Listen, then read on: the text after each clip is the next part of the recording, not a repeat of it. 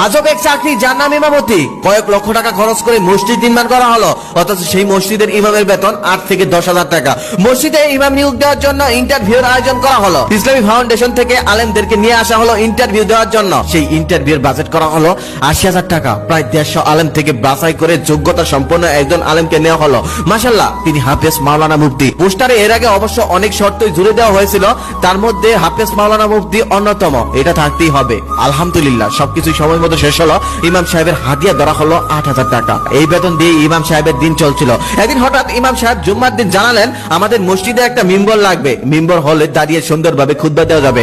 আলহামদুলিল্লাহ, পরের সপ্তাহে 1.5 লক্ষ টাকা বাজেট করে একটা মিম্বর চলে আসলো। তারপরে সপ্তাহে জানিয়ে দেওয়া হলো আমাদের মসজিদে মাইকে একটু প্রবলেম। তারপরের সপ্তাহে সেই মাইকটাও ঠিক হয়ে গেল। এভাবেই বড় বড় বাজেটগুলো জুম্মার দিন জানিয়ে দেওয়া হয়, আর এক সপ্তাহের মধ্যেই সেটা কমপ্লিট হয়ে যায়। কিন্তু ইমাম সাহেবের বেতনের কোনো পরিবর্তন নেই।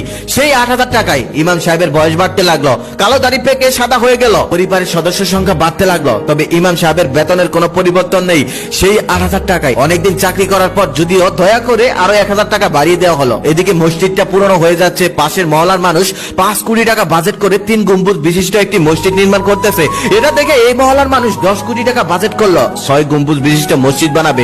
কিছুদিনের মধ্যেই সেই মসজিদটাও কমপ্লিট হয়ে গেল। সুদর্শন একটা মসজিদও তৈরি হলো। তবে ইমাম সাহেবের রুম এখনো সেই পোশাকখানার সিঁড়ির নিচেই। স্টিলের একটা ভাঙা দরজা অর্ধেকটা মরিচাই খেয়ে ফেলেছে। ইমাম সাহেব কোন রকম হাত বুট দিয়ে ঢেকে রেখেছে ঝড় বৃষ্টি থেকে বাঁচার জন্য। মসজিদে এক একটা লাইটের মূল্য 1 লক্ষ টাকার উপরে। তবে ইমাম সাহেবের রুমে 100 টাকার একটা লাইট নিভু নিভু করছে। মসজিদে এসিও অনেক দামি। তবে ইমাম সাহেবের রুমে 20 বছর আগের একটা ভাঙ্গা ফ্যান, যা ঘোরার থেকে ঘ্যানর ঘ্যানর বেশি করে। মসজিদে পোশাক পায়খানার ফ্লোরও মুজাহিক করা। কিন্তু ইমাম সাহেবের রুমের ফ্লোরের কথা নাই বা বললাম। এভাবেই 10 থেকে 12,000 টাকা বেতনে শেষ হয়ে গেল একটা ইমাম সাহেবের জীবন।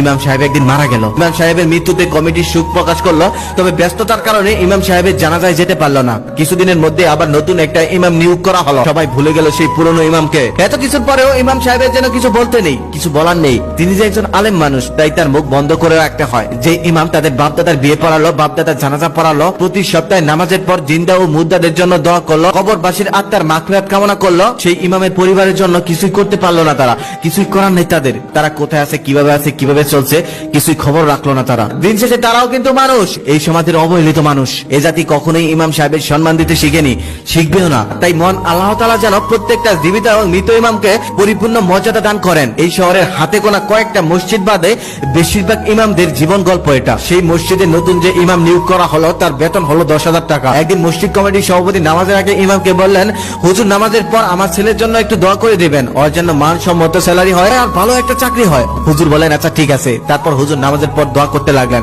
হে আল্লাহ,